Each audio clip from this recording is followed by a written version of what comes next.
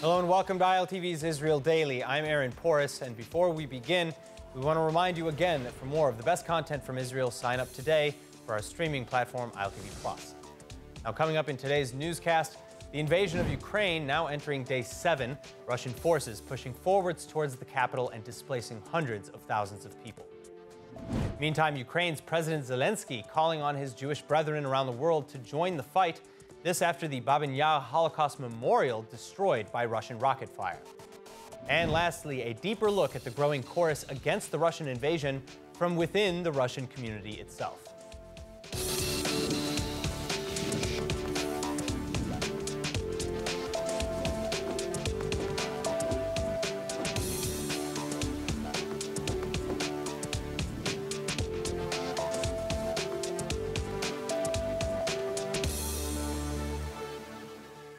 To begin tonight, it's now been a week since the start of the Russian invasion in Ukraine, and it seems that there's still no end in sight to the bloodshed. It's the worst situation in Kyiv and Kharkov now. It's a lot of people who have already died, and everybody who can listen me now, please just help to my country, help to my motherland, because we need everything.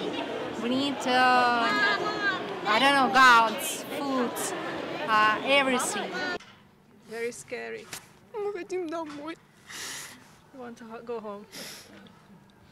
The fires of war spreading across Ukraine faster than the flames can be extinguished. Russian forces pushing further and further towards the capital of Kiev, now having reportedly taken over Kherson and renewing attacks on Kharkov. Further, several heavily populated city centers reduced to rubble and largely abandoned as hundreds of thousands are made refugees. Ukrainian defense forces still maintaining their will to fight, though, and the retaliation taking its toll on Moscow's army. President Zelenskiy reporting some 6,000 Russian soldiers killed since the start of the invasion, and huge convoys of Russian troops and armored vehicles slowing to a standstill amidst dwindling supplies and widespread reports of Russian surrendering. Then similarly, peace talks along the border with Belarus stalling as the Kremlin says it's ready to negotiate, but Ukraine retorting that if Russia were serious, the attacks would stop first. Meantime, Israel still offering to play the role of new mediator, which, as of yet, is reportedly rejected by Russian President Vladimir Putin, though Ukrainian ambassador to Israel Yevgen Kornichuk saying that perhaps if talks in Belarus fail, Israel will in fact be considered. Israeli Prime Minister Naftali Bennett noting that Israel is one of the few parties that can communicate directly and effectively with both Moscow and Kiev. להיות גורם אמין, אחד הבודדים שיכול לתקשר באופן בלתי אמצעי עם שני הצדדים ולסייע היכן שמתבקש. ואנחנו אכן מסייעים בשקט.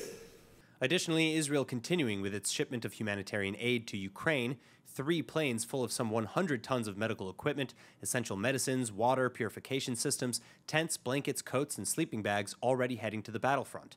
Of course, again, European and Western diplomats are still pushing Israel to confidently take their side and send military aid as well. Speaking anonymously with the Israeli media, European diplomats are saying that Israel's security concerns, i.e. Russian coordination in Syria, is not enough to legitimize Israel sitting on the sidelines. The diplomat reportedly arguing that Israel cannot possibly trust President Putin, who at this very moment is violating all of his relations with the rest of the world.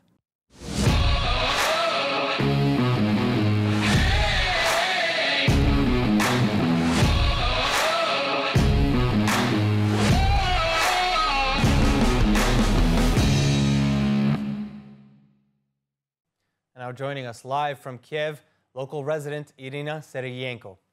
Irina, thank you so much for joining us. How are you doing? How have the last few days been for you and your family? Hello from Kiev. It's been a last hard few days, but honestly, the first 3 days of this invasion have been the hardest. By now, I like to think that I'm used to the siren noises and to the missile noises. That I react to them less, but I do still flinch. Thankfully, I'm in one of the quieter areas of Kiev, which means that I can actually go out and buy supplies that I need. So yeah, I'm one of the lucky ones, to be honest. So, I mean, you mentioned that you're hearing sirens and missile strikes. What are you seeing in the streets? Are there soldiers as well? Can you paint us a bit of a picture? To watch full episodes of ILTV's Israel Daily and tons of other content from Israel, visit our website at iltv.tv or download the ILTV Plus app.